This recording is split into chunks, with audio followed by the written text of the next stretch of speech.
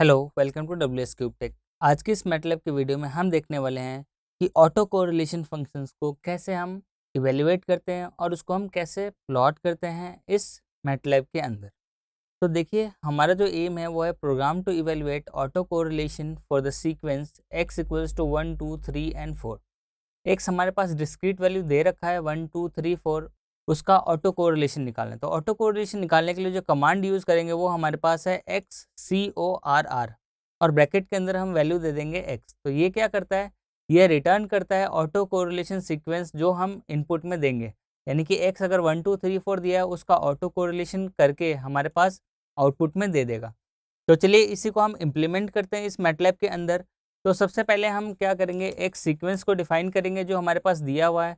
तो x की value हम एज इट इज़ ले लेते हैं 1 2 3 एंड 4। तो ये हमारे पास 4 सीक्वेंस या 4 वैल्यूज़ आ गई जिसका हमें ऑटो कोरिलेशन फंक्शन निकालना है। अब हमें आउटपुट चाहिए। आउटपुट में क्या चाहिए, हम ले लेते हैं वेरिएबल सपोज y के अंदर हमारे पास रिटर्न क्या हो जाना चाहिए, ऑटो कोरिलेशन फंक्शन। तो हम यहाँ पे जो कमांड लेंगे वो इक्वल्स टू XCORR और यहाँ पे ले लेंगे x। तो ये हमारे पास दो वैल्यूज़ आ चुकी हैं जिसके अंदर x के अंदर हमने इनपुट दिया है और y के अंदर हमारे पास ऑटो कोरिलेशन फंक्शन की वैल्यू आ गई है। तो चलिए इसको रन करते हैं। रन करने पे देखते हैं, तो हमारे पास ये रन हो गया। रन होने के बाद हम अगर x की वैल्यू तो हमारे पास पता है 1 2 3 4 है, लेकिन y की वैल्यू क्या है उसको चेक करने के लिए यहाँ पे कमांड विंडो के अंदर y एंटर करके हम एंटर करते हैं। तो वैल्यू आ गई 4 11 20 30 20 11 एंड 4। तो यानी कि ऑटो कोरिलेशन करने के बाद ये हमारे पास आउटपुट आ रहा है 4 11 20 30 20 11 एंड 4। तो इसको हमें प्लॉट करना है, क्योंकि हम प्लॉट करके देखेंगे जब भी हम सिग्नल प्रोसेसिंग करते हैं तो हम सिग्नल्स फॉर्म में देख, तो इसको हम सिग्नल फॉर्म में कन्वर्ट करते हैं और इसको भी सिग्नल फॉर्म में कन्वर्ट करते हैं। एक्स कोरिलेशन या फिर ऑटो कोरिलेशन फंक्शन का थ्योरी हम सिग्नल के अंदर या सिग्नल प्रोसेसिंग के अंदर देख सकते हैं कि कैसे मल्टीप्लिकेशन और कैसे सीक्वेंस बाय सीक्वेंस मल्टीप्लाई होता है। तो मैं थ्योरी यहाँ पे डिस्कस नहीं कर रहा हूँ, यहाँ पे सिर्फ और सिर्फ आपको प्लॉट करना सिखा रहा हूँ और उसके कमांड यूज़ करना कि अगर आपको किसी भी सिग्नल का ऑटो कोरिलेशन फंक्शन प्लॉट करना हो या यूज़ करना हो तो कौन से कमांड के थ्रू या कौन से फंक्शन के थ्रू हम उसको ऑटो कोरिलेशन फंक्शन यूज़ कर सकते हैं।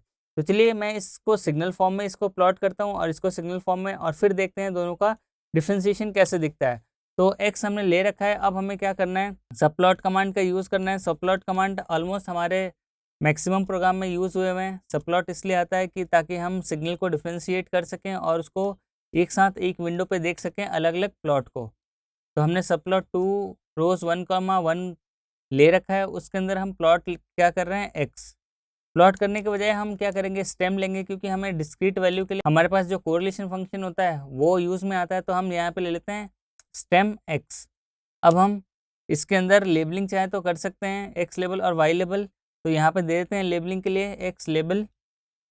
अब इसके अंदर हम एक्स क्या ले रहे हैं, एक्स हमारे पास इनपुट है तो हम directly as an input x लिख देते हैं ताकि हमें पता चले कि हमारे पास इनपुट क्या है। फिर वाई लेबल, वाई लेबल में हमारे पास कोरिलेटेड फंक्शन आएगा तो हम लिख देते हैं आउटपुट, या फिर एम्पलीट्यूड लिख देते हैं, एम्पलीट्यूड ऑफ कोरिलेटेड फंक्शन आएगा।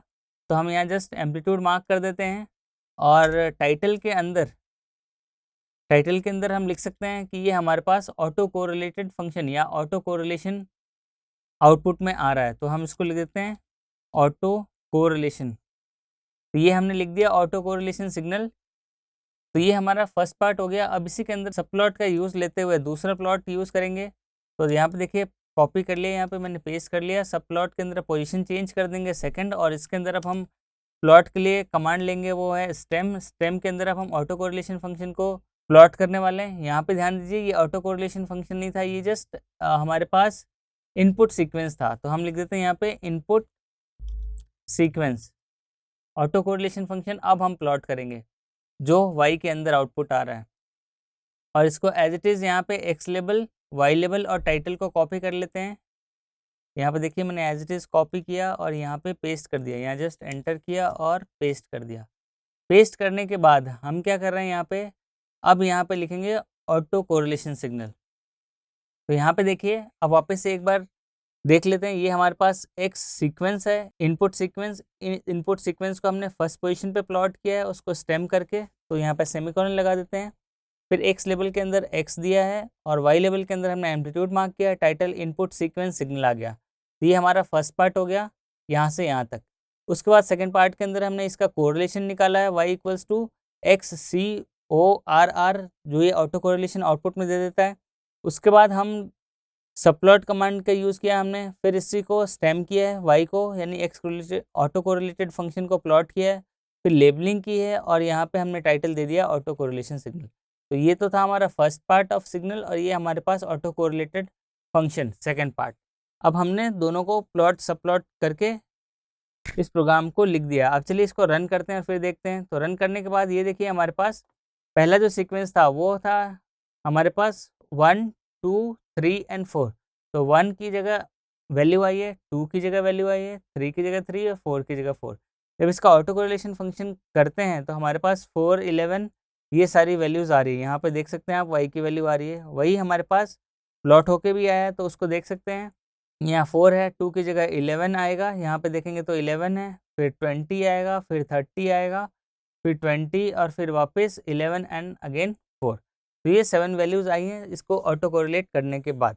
इसी तरीके से हम किसी भी सिग्नल का ऑटो कोरिलेशन फंक्शन निकाल सकते हैं, क्योंकि सिग्नल प्रोसेसिंग में ऑटो कोरिलेशन और क्रॉस कोरिलेशन का बहुत मेजर रोल होता है। किसी सिग्नल के अंदर हम उसकी एनालिसिस करना चाहते हैं तो उसके लिए हमारे पास 2 सिग्नल्स या सीक्वेंस होने चाहिए। उस सिग्नल्स के सीक्वेंस को हम ऑटो कोरिलेशन फंक्शन यूज़ करके हम प्लॉट कर सकते हैं।